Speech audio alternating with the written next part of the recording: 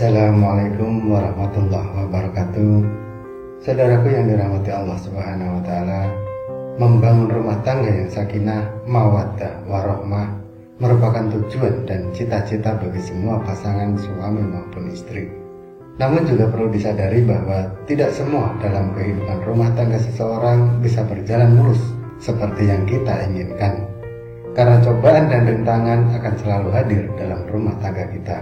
Oleh karena itu, diperlukan kesadaran untuk selalu bisa menjaga keharmonisan dalam rumah tangga. Seperti yang kita tahu, dalam rumah tangga sendiri terdapat perbedaan kedudukan untuk suami dan juga istri. Akan tetapi dalam hal ini, seorang istri mempunyai kedudukan yang cukup istimewa dalam rumah tangga, terutama istri yang solehah. Rasulullah SAW pernah bersabda, dunia itu penuh dengan kenikmatan, dan sebaik-baik kenikmatan dunia yaitu istri yang solehah. Hadis riwayat Muslim. Sedangkan kaum laki-laki dalam rumah tangga sudah dijelaskan dalam firman Allah Subhanahu wa Ta'ala yang tertuang dalam Quran surah An-Nisa ayat 34. Kaum laki-laki itu adalah pemimpin bagi kaum wanita. Oleh karena Allah telah melebihkan sebagian mereka laki-laki atas sebagian yang lain wanita. Dan karena mereka laki-laki telah menafkahkan sebagian dari harta mereka. Sebab itu maka wanita yang soleh ialah yang taat kepada Allah lagi memelihara diri ketika suaminya tidak ada. Oleh karena Allah telah memelihara mereka. Wanita-wanita yang kamu khawatirkan nusyusnya, maka nasihatilah mereka dan pisahkanlah mereka di tempat tidur mereka, dan pukullah mereka. Kemudian jika mereka mentaatimu, maka janganlah kamu mencari-cari jalan untuk menyusahkannya. Sesungguhnya Allah Maha Tinggi lagi Maha Besar. Dalam ayat tersebut sudah jelas dikatakan bahwasanya laki-laki merupakan pemimpin dalam setiap rumah tangga. Akan tetapi tanpa kita sadari, dalam kehidupan keluarga tak jarang para suami melakukan tindakan yang menyimpang dari ketentuan Allah Subhanahu wa Ta'ala dan telah melanggar hak-hak istrinya. Oleh karena itu, bagi para suami perlu mengetahui perbuatan-perbuatan yang oleh agama Islam dikatakan sebagai tindakan dosa suami terhadap istri. Lalu, apa saja dosa suami terhadap istri tersebut? Yang pertama adalah tidak mengajarkan ilmu agama. Mengajarkan ilmu agama kepada istri maupun anak-anaknya adalah kewajiban bagi para suami. Karena dalam hal ini, kewajiban suami adalah untuk memelihara diri dan keluarganya dari pedihnya azab kubur dan siksa neraka. Dalam Quran surah At-Tahrim ayat 6, Allah Subhanahu wa Ta'ala sudah berfirman, hai orang-orang yang beriman, peliharalah dirimu dan keluargamu dari api neraka yang bahan bakarnya adalah manusia dan batu. Penjaganya malaikat-malaikat yang kasar, keras, dan tidak mendurhakai Allah terhadap apa yang diperintahkannya kepada mereka, dan selalu mengerjakan apa yang diperintahkan. Dalam ayat tersebut sudah jelas dikatakan bahwa kewajiban seorang suami adalah mengajarkan istri dan anak-anaknya akhlak yang baik, supaya keluarganya bisa terhindar dari siksa api neraka yang bahan bakarnya adalah manusia yang melalaikan perintah agama. Lalu yang kedua adalah tidak merasa cemburu. Ada kalanya sifat cemburu sangat diperlukan, terutama ketika kita sudah berumah tangga. Selain bisa menjadi bumbu-bumbu cinta dalam rumah tangga, rasa cemburu dari suami juga bisa menjaga keluarganya dari sifat dan sikap yang kurang terpuji. Akan tetapi juga harus diperhatikan, cemburu kepada pasangannya juga tidak dianjurkan berlebihan, sehingga malah bisa menyebabkan perselisihan yang berujung keretakan dalam rumah tangga. Dalam hadis riwayat An-Nasa'i sudah dijelaskan 3 golongan yang Allah tidak akan melihat mereka pada hari kiamat, yaitu seseorang yang durhaka kepada kedua orang tuanya, wanita yang menyerupai lelaki, dan ad-dayut. Yang dimaksud ad-dayut atau dayus adalah seorang laki-laki dalam rumah tangga yang tidak memiliki kecemburuan terhadap istri atau keluarganya sama sekali. Jadi, perbuatan menyimpang apapun yang dilakukan oleh istri atau anak-anaknya tidak pernah mendapat teguran dari suami. Hal ini sangat tidak dibenarkan dalam ajaran agama Islam karena bisa membawa dampak buruk bagi keluarganya.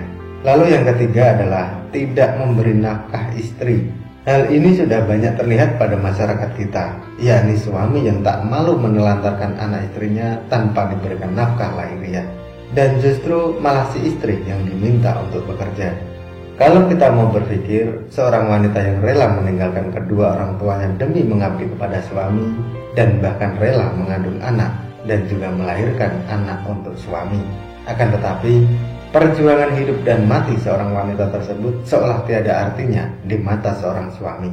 Sungguh yang demikian itu suami telah berdosa besar kepada istrinya.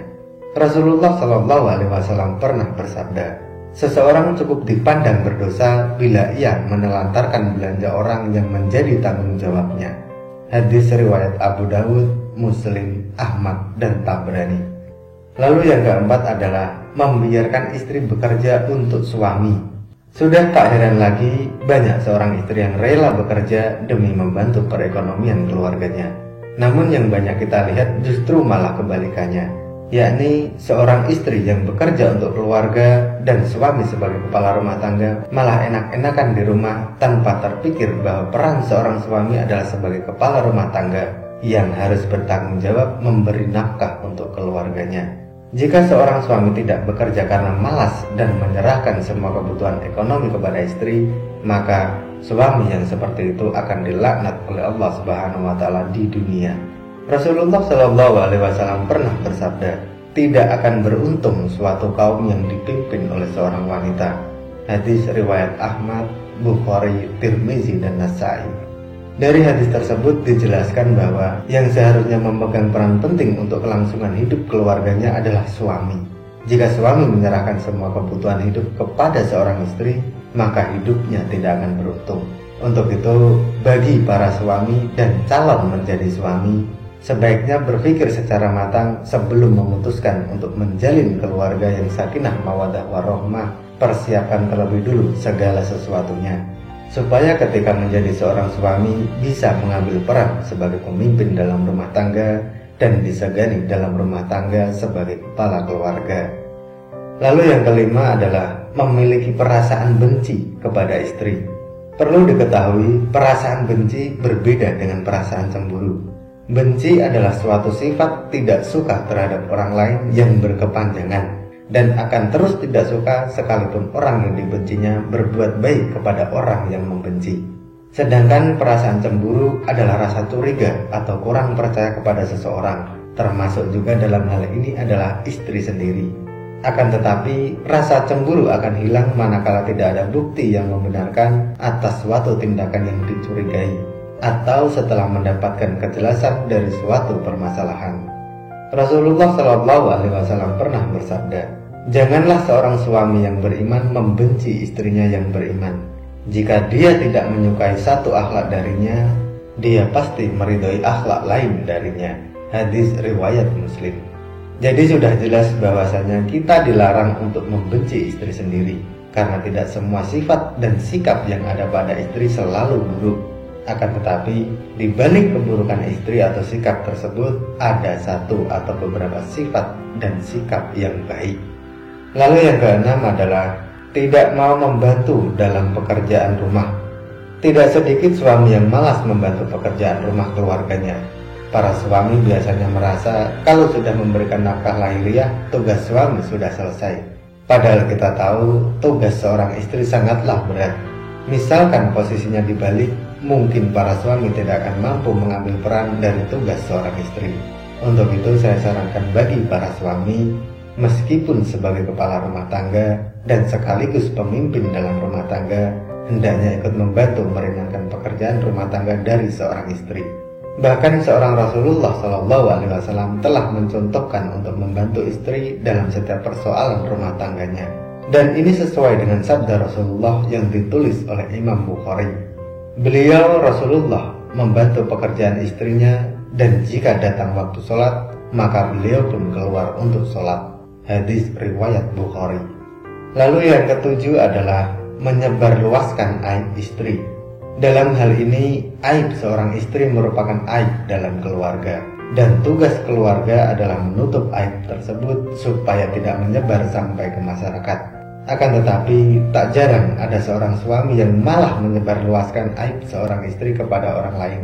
Dan ini sangatlah tidak dibenarkan dalam ajaran agama, terutama agama Islam.